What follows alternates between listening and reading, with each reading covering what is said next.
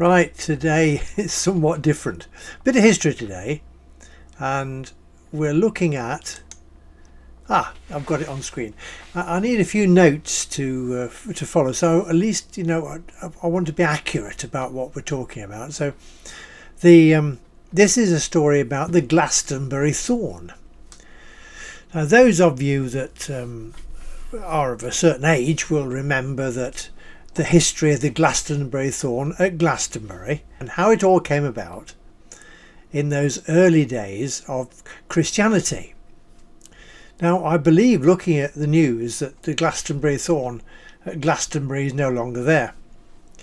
And perhaps you might think that it no longer exists. But it does. The Glastonbury Thorn is alive and thriving, but it's in France. And it all comes about because the Glastonbury Abbey were twinned with the Abbey of St Pierre at Maillezais in the Vendée, which is an area of France which is wet and boggy. Well, the southern Vendée, the Marais is wet and boggy, although the Vendée is a huge area. And Abbey of St Pierre and Glastonbury Abbey were twinned in 2003 because their history is quite similar and they're a very similar age. And so if you look on the Glastonbury Abbey website, there's quite an interesting history. It tells you all about the twinning with Abbey of St Pierre.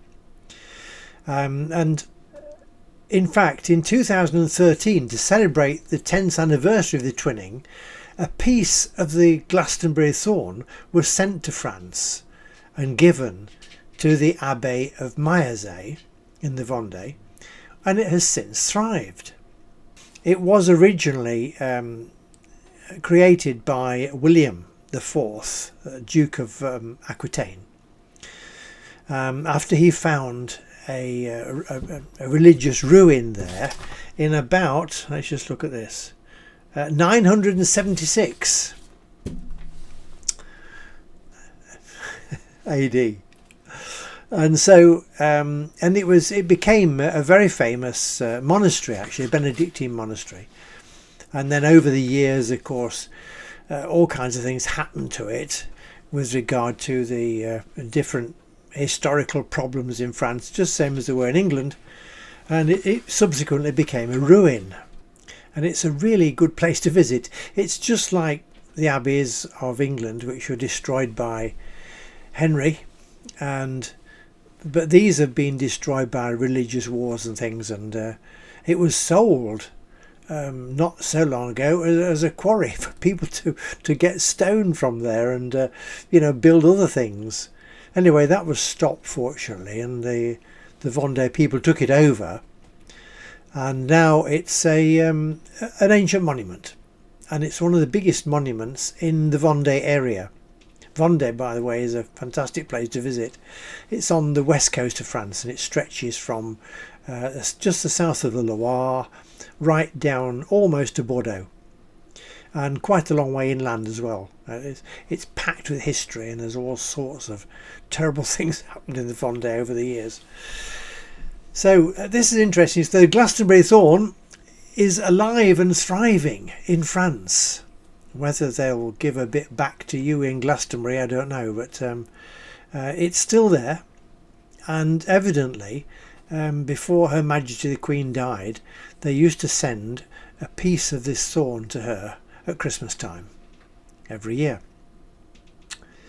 Something about, evidently it was vandalised in England several times. Well, that kind of thing doesn't happen here, because people have a lot of respect for their local communities, and you don't find masses of graffiti and that. Well, not in the countryside and the smaller towns. I suppose you do in the cities. It's like the whole of the world where the people that live in that kind of community find it difficult to appreciate things around them. But in the countryside in France it's different, and things are respected and they're not vandalised. And my goodness gracious, I mean, there'd be a terrible uproar if anything was vandalised. You know, it's a public monument and that kind of thing. Wow, don't know what would happen. So, you see, the law is different here, and the communities are run differently, and respect is important, and it's taught in the schools. So there we are, the Glastonbury Thorn lives and thrives in France. So I hope you enjoyed that bit. Don't forget, somewhere up here we shall have the Cracker Books website mentioned.